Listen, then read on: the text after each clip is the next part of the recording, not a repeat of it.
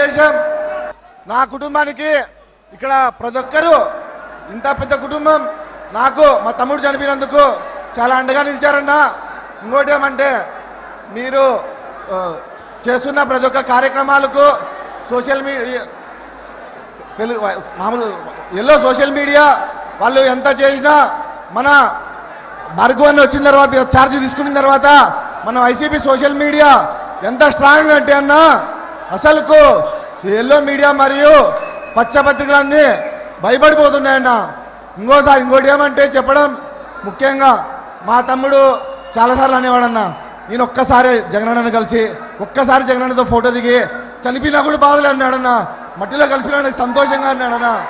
ఇంకోటి ఏమంటే ఇప్పుడు మా తమ్ముడు చనిపోయినందుకు బాధ ఉన్నా కూడా ఆ బాధను దిగమింగుకొని ఇంత దూరం మిమ్మల్ని ఒక్కసారి కలిసిన ఒక్క ఫోటో దిగినా మా తమ్ముడు ఆత్మకు శాంతి కలుగుతుందని నిజంగా మనస్ఫూర్తిగా కోరుకుంటున్నా అన్న.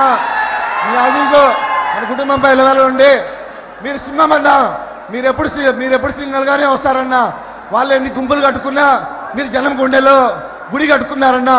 వాళ్ళు జెండాలు ఎన్ని చెత్త కట్టినా మీరు మాత్రం సింగల్గా వచ్చి 2024లో మీరే అవుతారు.